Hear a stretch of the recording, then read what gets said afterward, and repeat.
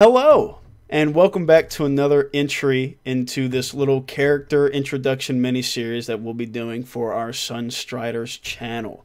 With me today, I have the one, the only, Noah Nicholson here. It's me. One of my oldest friends. We went to high school together, went to college together for a little bit, and I mean, we have been playing tabletop together since 2011, 2010-ish. It's been over a decade, and we have had some damn good times. But go ahead and introduce yourself if you have anything else you want to share, and more importantly, your character. So, yeah, like you said, I'm Noah. I have been playing Joom Zadool, and Joom is unlike a character that I've done in the past, because typically I like to stick to the very clear-cut good guy. And Joom is something I wanted to try something a little different with. You could think of him in a way, not one-to-one copy, but like a Daredevil kind of character. Like, he does morally gray things for a good reason most of the time.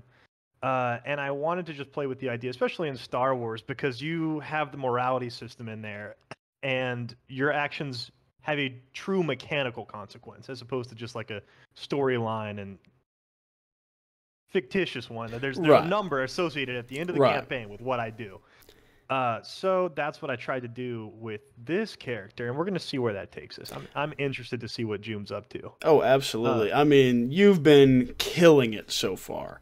Since the start of our game, I mean, Joom has blown me away. You have a great intonation, great character voice for him so far.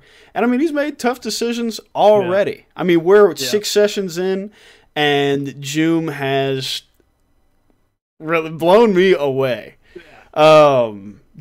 And I was talking a little bit with Chris earlier about how whenever you originally had messaged me like, hey, I want to be from Corellia, immediately just all cylinders started firing.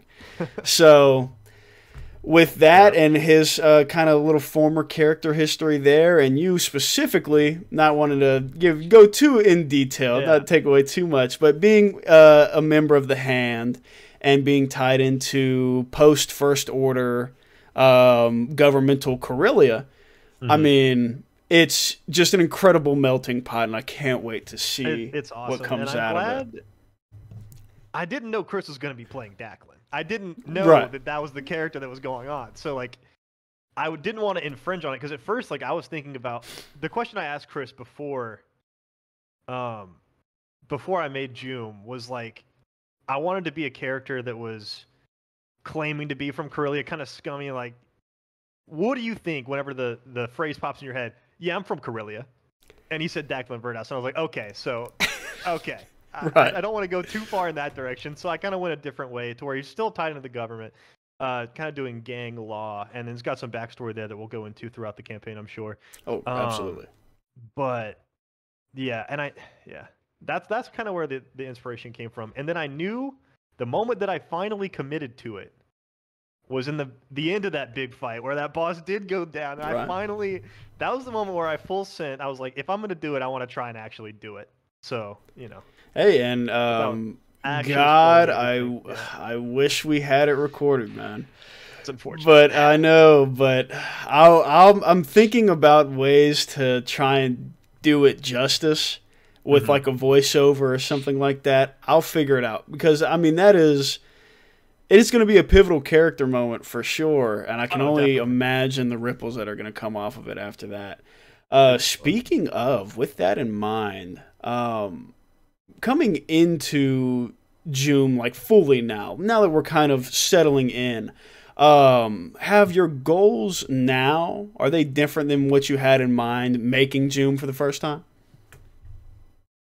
My goals, so I think Joom himself, his goals are changing definitely after the end of last 2 sessions ago, right? And as we continue on, but my goals are still kind of along those lines of playing with like good and bad. Although I don't know if it sucks. I'm about to creep back into good guy. So I don't want to do it, but I think I'm going to do it because. So whenever Declan had said, and this is without spoilers because I don't think this episode was recorded. Declan had said in the Undercity of Corellia, he was like, "Well, you can't be judge, jury, and executioner." Right. And Joom was like, "Well, then who's supposed to be?" because I've been finessing the judge, jury, and executioner the wrong way for the past 15 years. Right. Like, who's going to do it if I'm not going to do it? Right, and Joom, I think, is on top of that, just to clear. Joom is early 30s-ish, right? 5 to 10 so years, the oldest of our Padawan group, if you will, just to clear that up. But, I mean, and I don't know, man. The morality system, like you were talking about, is incredible in Fantasy Flight's system. So just because you're creeping up towards good guy, I mean, it can go south. Decisions, there are tough decisions that have to be made sometimes.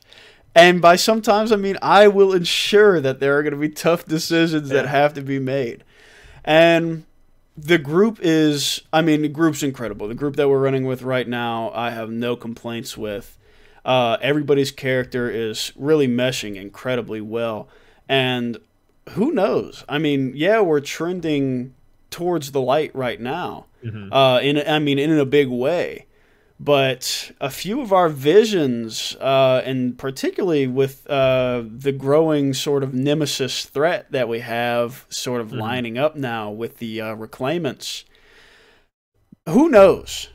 Because there's a lot of strings that I can pull as a DM that, I mean, may alter our characters' paths for sure. And kind of piggybacking off that as well, just to segue us here, who at the table right now, character-wise, interests you most this early into the campaign? Who in the party interests me most?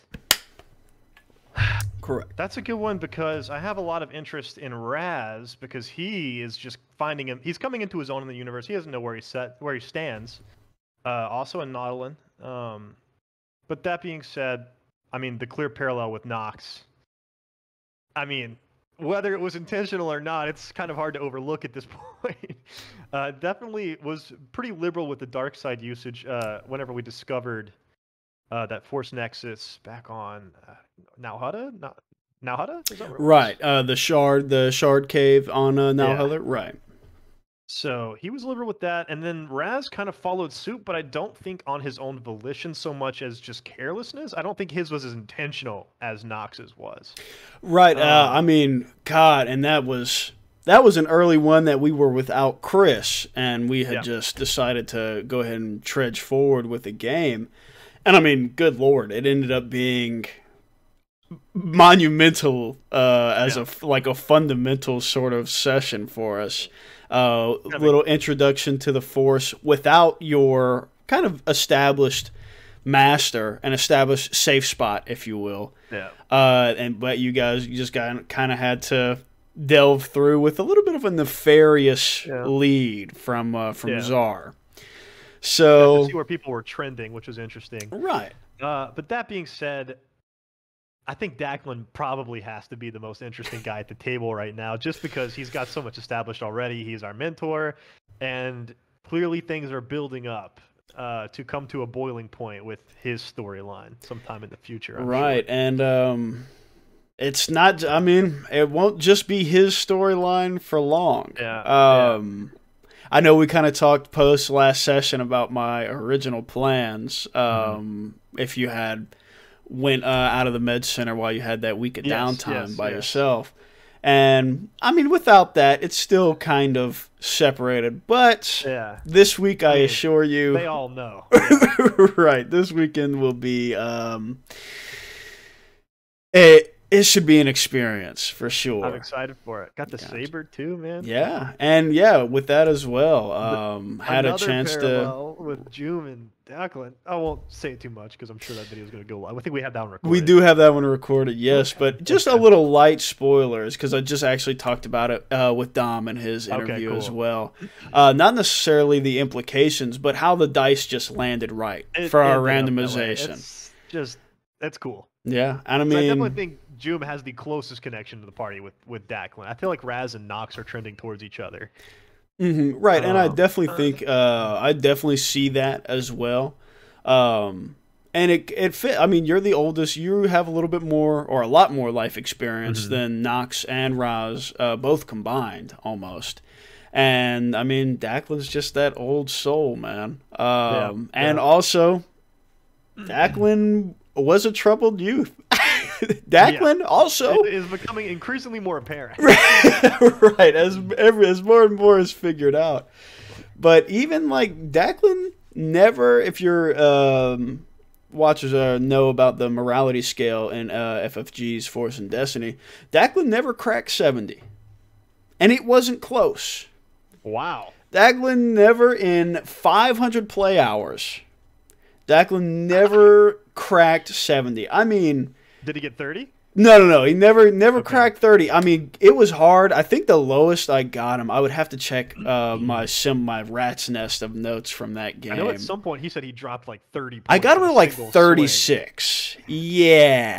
Yeah. I'll let him tell you about that in character if it ever comes up. But yeah, cool. Man. And that's pretty much all I wanted to really cover as far as character introductions go. You have any closing remarks? Anything else?